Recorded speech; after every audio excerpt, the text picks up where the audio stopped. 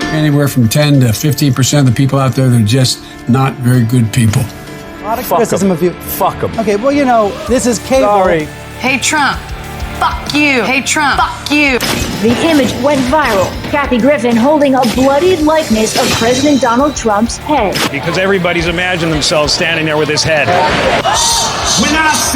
If you like that nigga, you motherfucking racist. Fuck you and fuck him. How much I hate you, how much of a clown you are, and how we as a nation are better than you will ever be as a racist wad of a human. Fuck Donald Trump. You bitch! I can't breathe!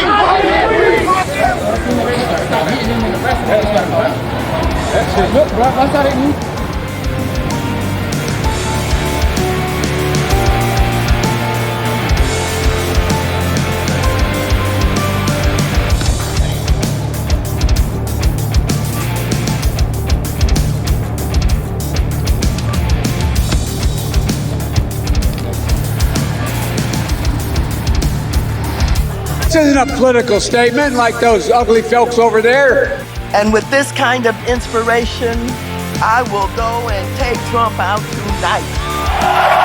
When you were in high school, wouldn't you have liked to take the shot? Anyway, it's a different story, but anyway. Well, I'm not sure you should assume I'm not corrupt, but thank you for that, though. The system does produce corruption, and I think implicit in the system is corruption, when in fact, whether or not you can run for public office, and it costs a great deal of money to run for the United States Senate, even from a small state like Delaware, you have to go to those people who have money, and they always want something. Freedom and liberty around the world is not protected by priests, is not protected by nations or founding documents or pieces of paper. It's protected by those who put their feet on the yellow footprints, put their hand in the air, and pledged an oath.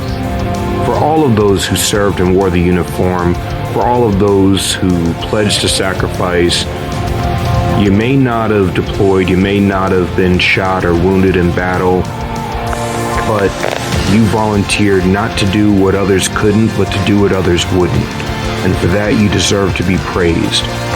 Freedom of religion in this country is not protected by the priest, it's protected by the American veteran.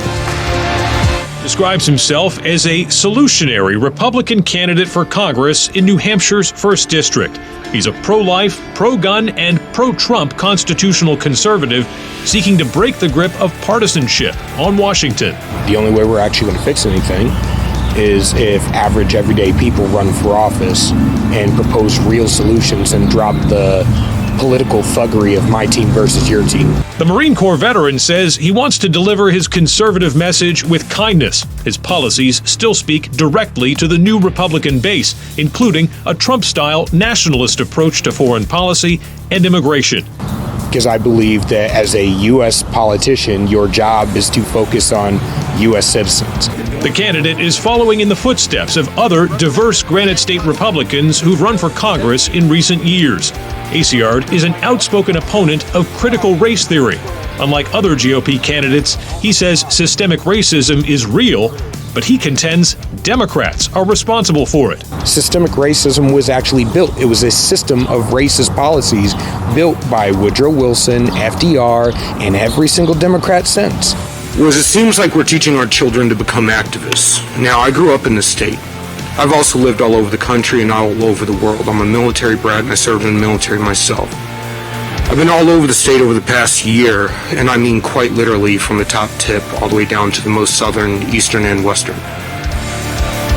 Inclusion in the state is not an issue. It has never been an issue.